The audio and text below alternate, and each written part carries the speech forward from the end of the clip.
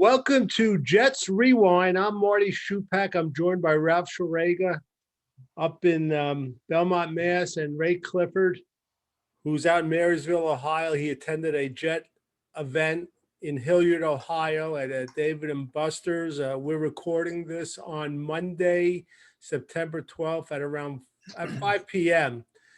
And it's about 28 hours or 25 hours after the Jets lost to the Ravens 24-9. Ralph, how you doing? Well, I'm doing great because the Patriots lost. That's the only thing that keeps me going. The Jets are going to lose. Right. Ray, how you doing?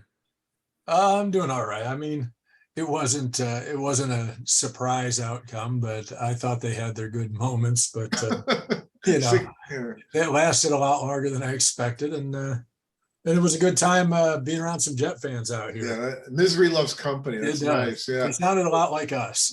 Marty. Quick trivia question.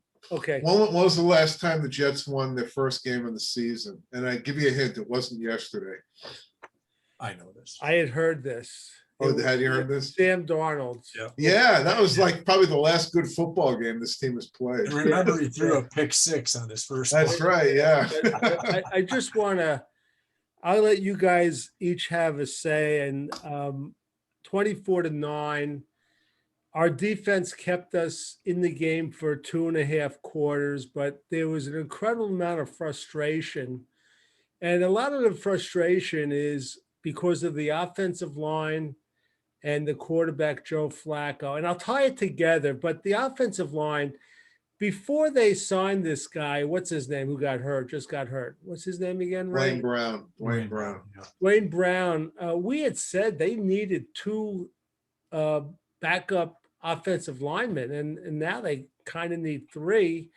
But I'm just getting so tired of a combination of watching this offensive line collapse, not just game after game, but year after year. It doesn't matter who's quarterback. And Joe Flacco, he doesn't help out at all. And I was just making some notes and I know Ray's not going to like this, but look, you have a guy like Tom Brady that's not mobile, but that guy knows how to move up in the pocket. He feels the pressure. He knows how to go laterally, and he could even roll out. Flacco gives the Jets no help. Meanwhile, the Ravens' offensive line, they keep losing players left and right. It doesn't seem to matter. And even Tampa Bay's losing players on the offensive line left and right. They lost one last night. And the play from George Fant and Lakeland Tomlinson was beyond awful, both those guys. It was just pathetic. Now, if you want to give Fant a little bit of an excuse because they keep moving him back and forth, I could buy that a little. But Tomlinson, he was horrible. I mean, they let this guy, Justin Houston, he looked like Lawrence Taylor. It was just pathetic offensively.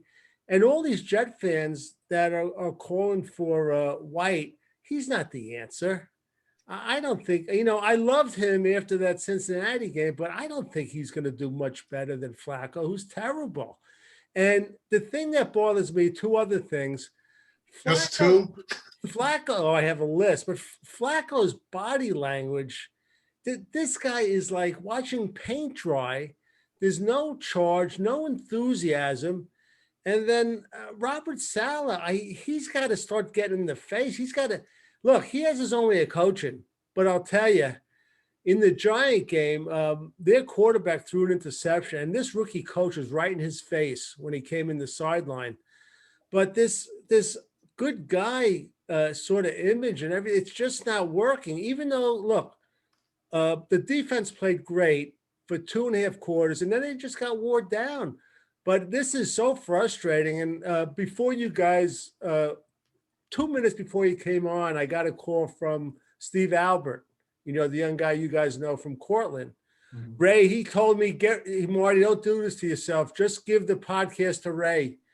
He says, get out of it while you're still healthy. And we were talking, and he brought out a great point. Isn't it amazing that within like 2 or 3 years, the Mets changed ownership, how the whole thing changed? not just the personnel, but just the attitude. You could just see it. And I just don't see that with the Jets. It's just frustrating. So, Ralph, let's see what you have to say about this. Well, I'm not going to give myself and Ray a pat on the back, but the other day we said the two biggest concerns for me, offensive line and the coaching staff. And it's even more so now. I love, Robert Saleh. Seems like a great human being, but little by little, I've gotten more and more concerned about the fact that he's too much of a good guy. He's got that Pete Carroll thing. Pete Carroll did not work out. It took him like 3 stops to figure it out. Yeah, there's no accountability. And, this team, I didn't expect them to win the game, but, make a professional showing. It just doesn't, it's happened so often with this team. Even in the preseason, all 3 games, they come out flat. They come out like they don't even know who each other is. And I knew this was going to happen. I just saw it in the preseason. It happened last year and every game. It's a very bad sign about the coaching staff. And to me, coaching staff is more important than the quarterback. The quarterback can't function unless he's got a really strong organization around him. If you put Mac Jones on the Jets last year, he would have been terrible, and he'd be terrible now. I disagree, but go ahead. You think, really? I mean, he couldn't even get in the red zone yesterday, Marty. What do you think? Who do you think this guy is? Okay, but that's another story. But I'll just interrupt you, Ralph. What's unbelievable, and Ray, we spoke about this, and Ray, I'm going to get to your feelings in a second, though, about how the offensive line needs cohesion, needs time to get together, this and that. You say that every year. Yeah, but look, the Minnesota Vikings, if you look at their preseason, the veterans, they didn't do any contact. And look, they come out and they smashed the Green Bay Packers. So I don't want to hear it that they need time to play together. Other teams do it. They have injuries also. Ray, give me your feelings, Ray. Well, first of all, to defend myself from your Tom Brady comment, Tom Brady handles pressure except up the middle, which is exactly where Joe Flacco was getting it, right in his face the whole time after about 2 seconds. So it wasn't all Flacco. He wasn't great, but people are bashing him like, and then saying Mike White was the difference. I don't think Mike White would have done a whole lot better either. He's a little bit more mobile, but as far as his passing ability, I mean, they're very similar in my mind. I liked the defense in early on. I mean, I did not like, who was it got burned the first time? Bryce Hall. Bryce Hall. Excuse me. Bryce Hall got burned. In all fairness to him, he didn't have bad coverage on that. No, that of all the touchdown passes, that was the best coverage of. Well, he was still at least a good step or more behind him. Though. Yeah, but that was a dime. I don't know. That was a good pass. Yeah, I mean, that was a good pass, but he was beat right off. As soon as he gave up the inside route, he was beat. And so, yeah, Lamar Jackson made a good throw, and it was on the money, but he was beat. The bomb was just a total miscommunication. So that was a piece of cake for him, but that was a beautiful throw too, right on the money.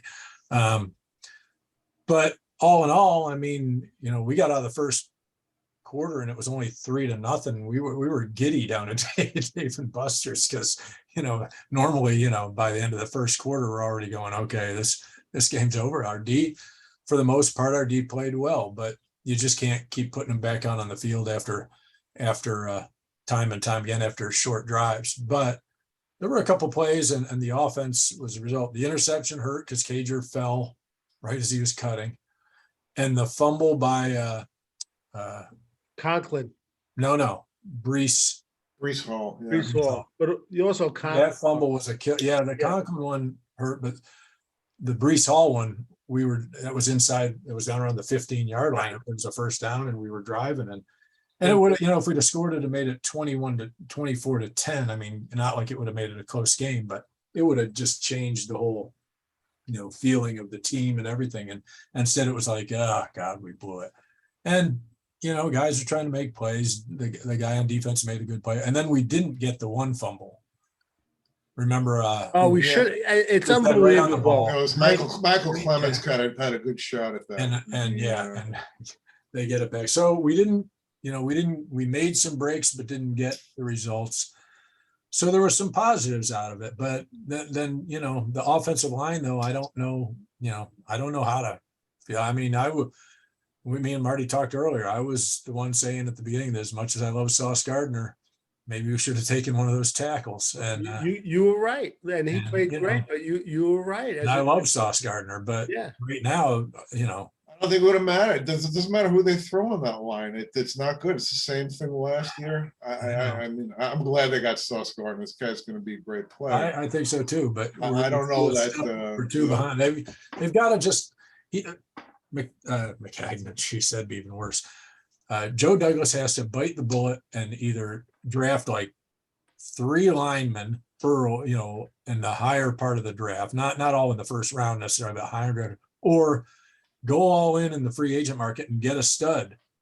None of this bargain basement or guys, Well, we thought that Tomlinson was a stud.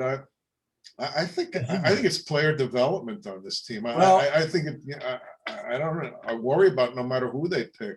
And that's we keep going through offensive line coaches. I keep saying, I think this guy's right. They all have these great reputations, right? And what the heck is it? Same crap every single year. It must be the uniform. Gosh darn offensive line.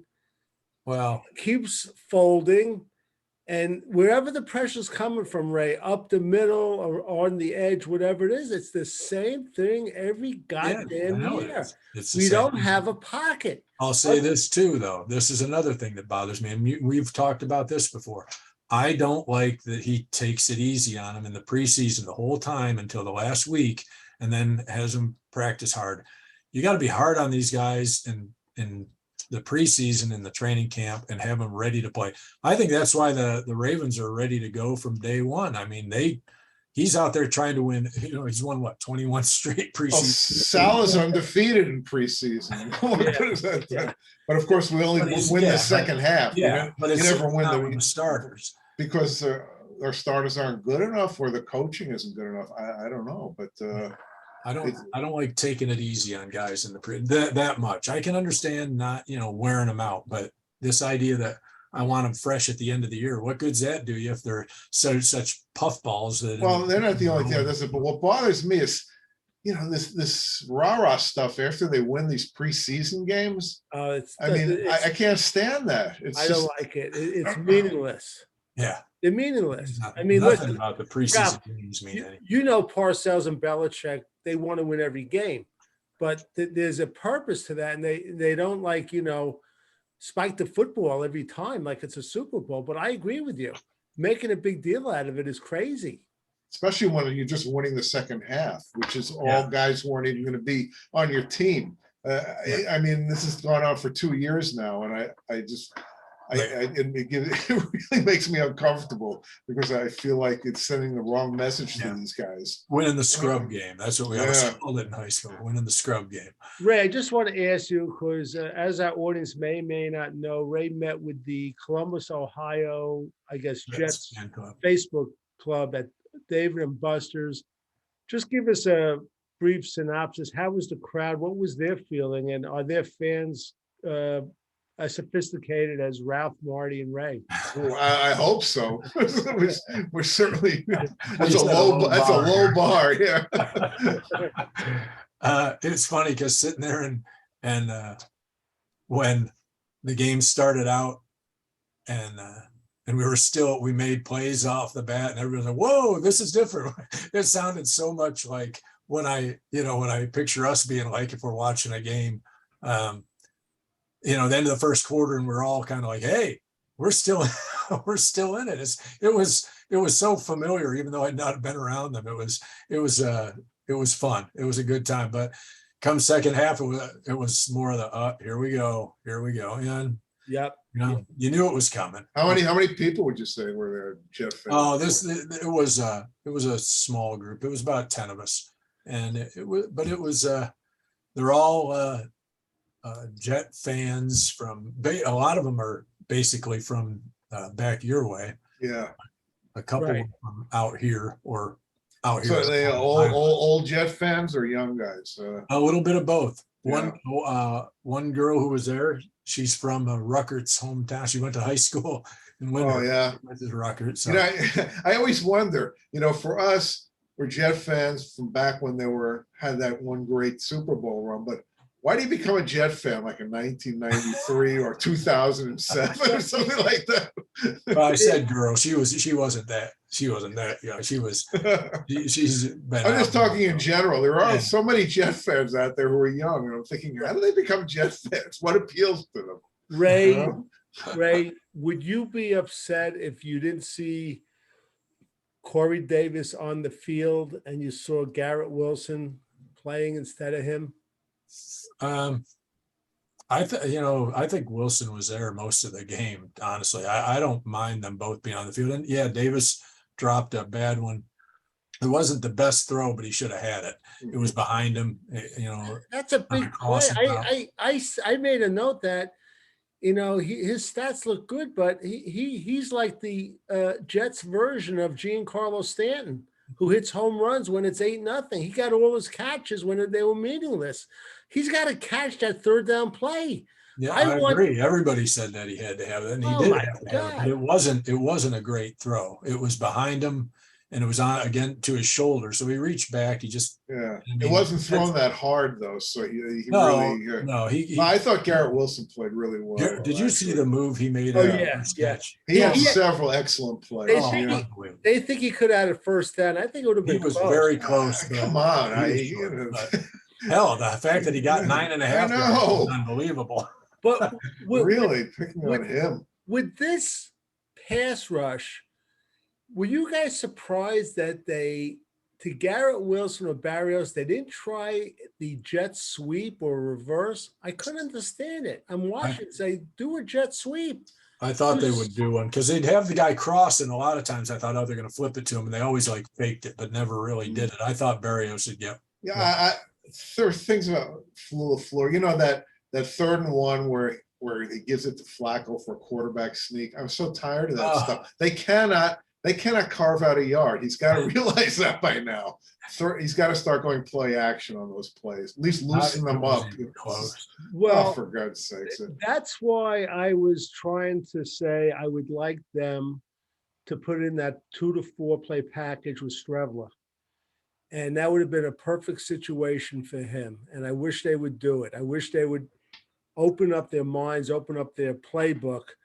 Well, where that might work is, you know, if the defense saw him coming in, they aren't going to go, well, he's going to do a quarterback sneak automatically because they know he right. can run. So it would make the defense kind of maybe change up a little too, which might loosen up the middle a little bit because there is no movement on that line. It's ridiculous. 2 years now we've been watching this. It's pathetic. 2 years. It's like 50. Well, but I'm talking about with Connor McGovern, who gets these nice PFF scores, and it's just, to me, it's nonsense. You know, the guy can't get a yard when you need it.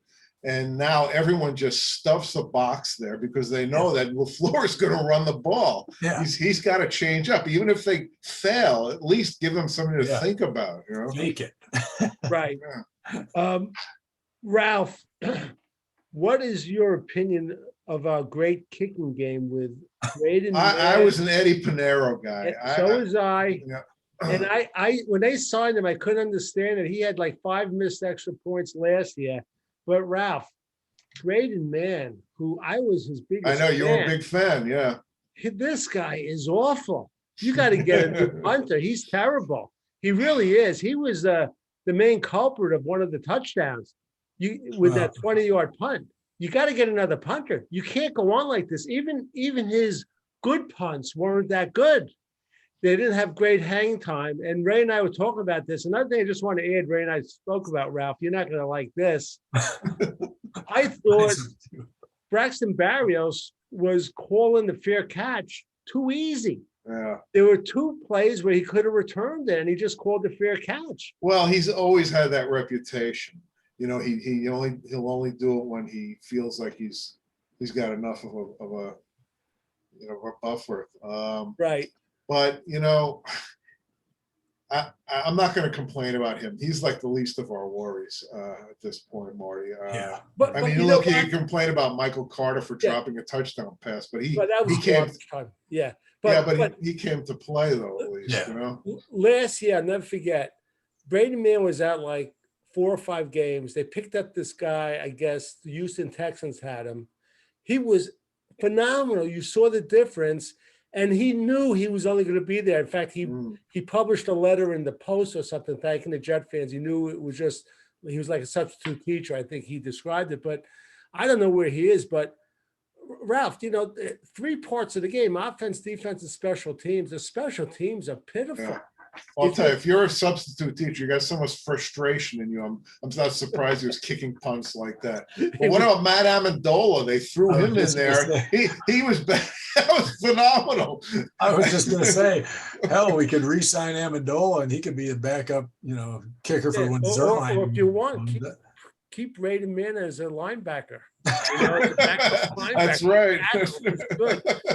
And honestly, though, I'm not. The shank punt, they happen once in a while. That as much as that sucked, it's not. What bothers me is his punts that aren't shanked, and he didn't seem to have the distance. But Ray, this guy, when he was a junior, he won the Ray Guy Award, best punter in the country. He could have come out. Never shanked one before. He could have come out in the draft, but he said, "I want to go back and practice my, the coffin corners and getting it inside the 10-yard," which I said, wow, this guy. That's what he was trying. Yeah, but his whole game is way off. No, I don't know, Ralph, maybe you have a feeling when he got hurt last year, somebody hit his leg. Maybe that affected him. That could be.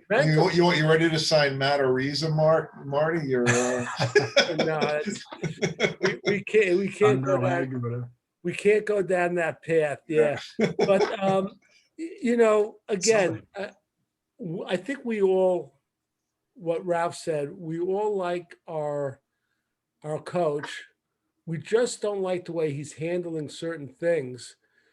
Ralph, what would you like to see him handle differently? How would you like to see him handle it differently? Marty, by the way, I don't want to forget, we have to throw kudos out to Mac Mitchell, which we'll get to, but go ahead, Ralph. Right, Max Mitchell. But, being a head coach, there's just so many aspects to it, Marty.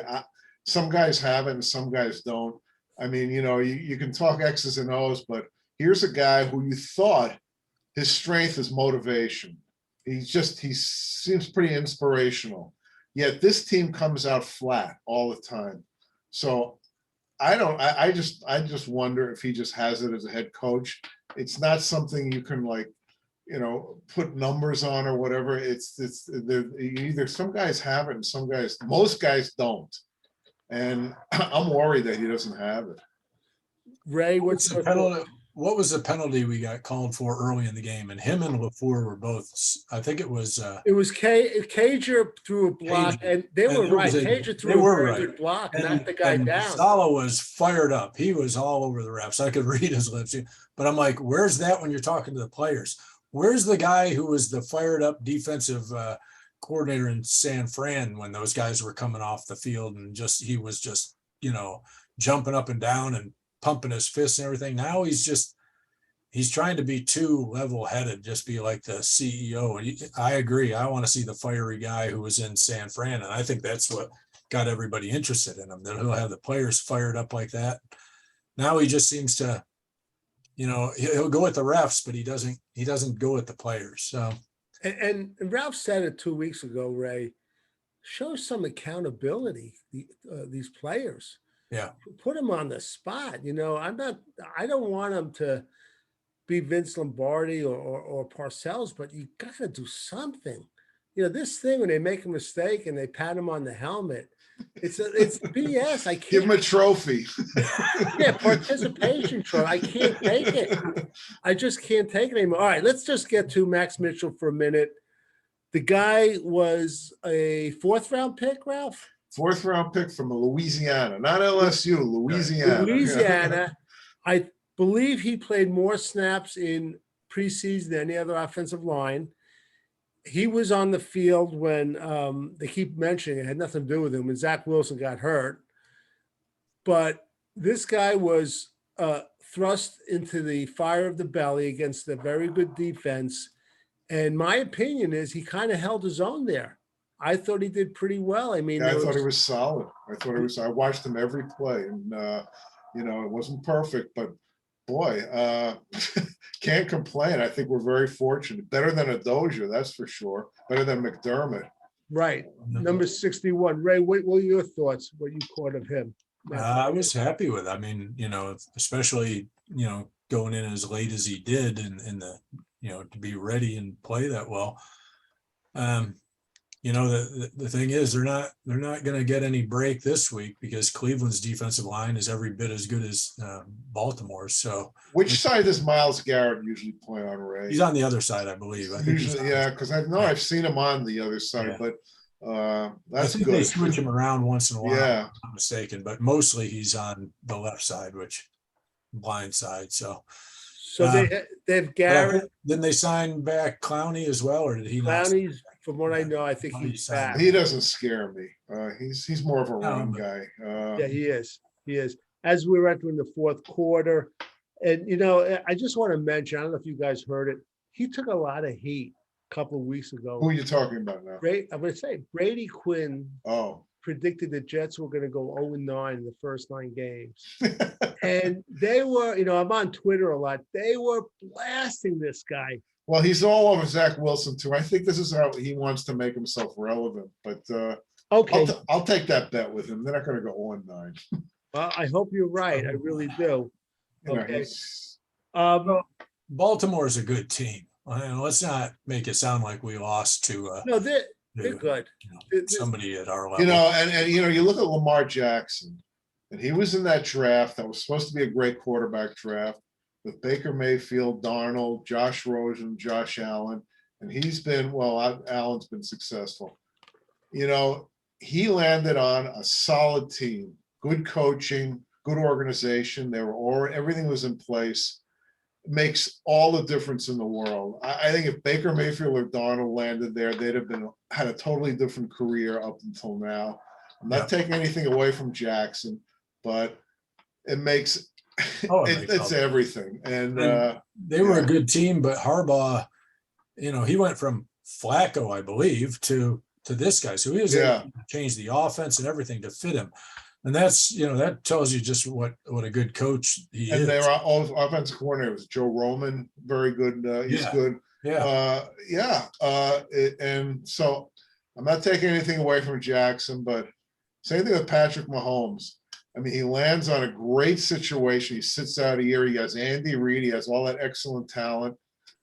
He's great talent, but if he got drafted by the Jets, he'd have a different career. Right. And what's interesting is that the defensive coordinator was the veteran Wink Martindale, who's now with the Giants. Right.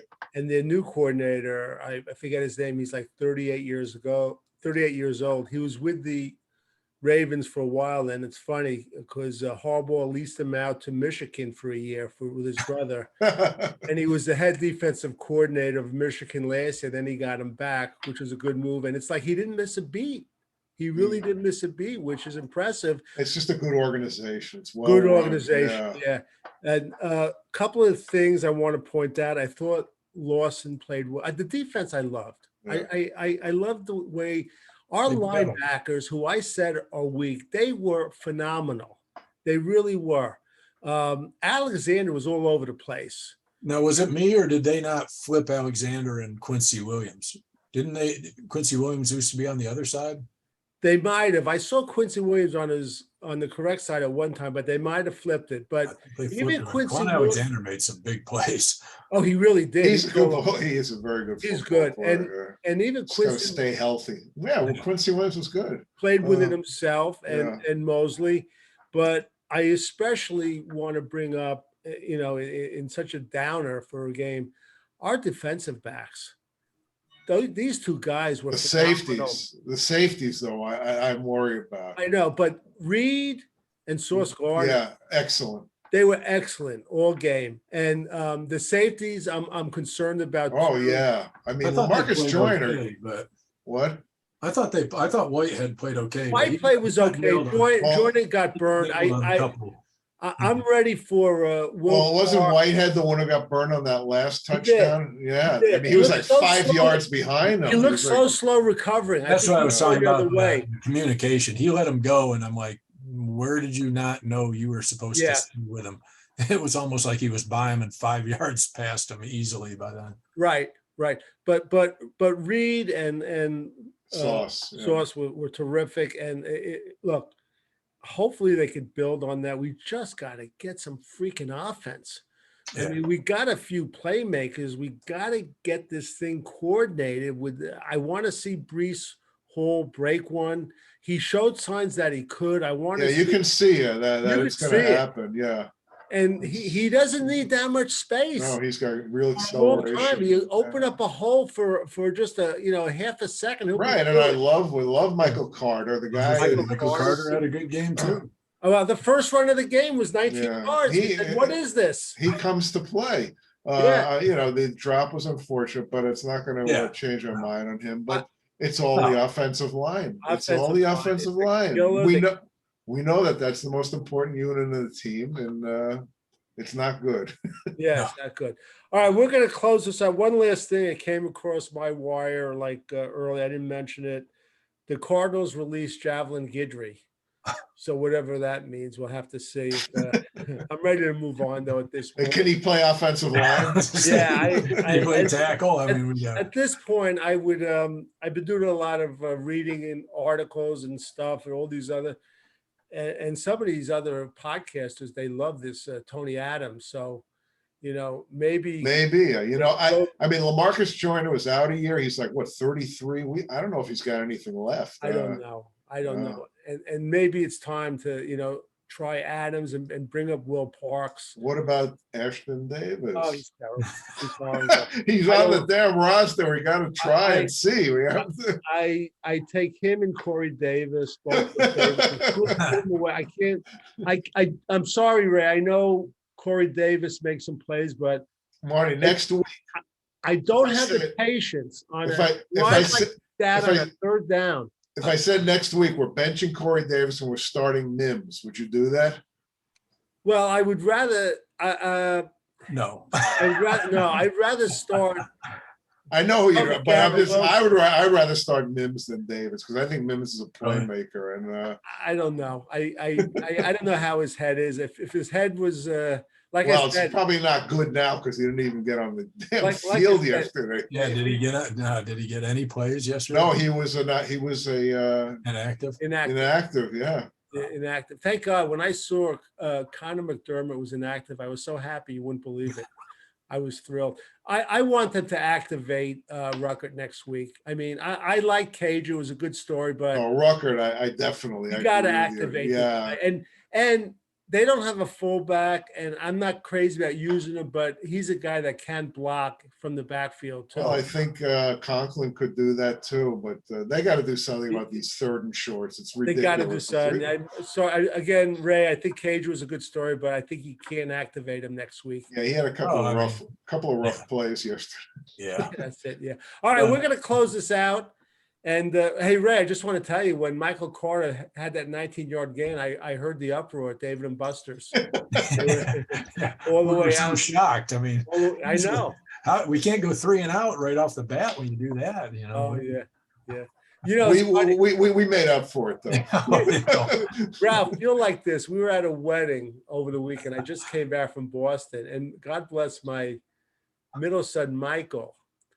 He introduced me to someone, and because they recognize me, they get the Facebook. I guess we have a Facebook page. Let's Rewind. And he said, "Yeah, you're the guy on Facebook," because he's a Patriots fan. I guess somebody told him. Yeah. And I said, "Yeah, this is my dad, Marty Shupak. He's the guy that's going to write a book on the Jets. He has the title already called 3 and Out." So. Really? I thought, and then the subtitles "Misery Loves Company," right? Yeah, so we got to kick at it. All right, for Ray Clifford, Ralph Schrager, and Marty Shupak. And you know, when they asked Bill Belichick at a press conference different questions, he always says half the time, it's on to Cleveland. Right, Ralph? That's his famous answer. Jacoby Brissett. If we can't beat that guy, it's going to be a long God. season. Oh, my God. All right. Until next time, signing off. Good. You guys still there? Yep. Are we off? Yeah, No. we're off. It So says we can curse now. Oh, wait, it says record.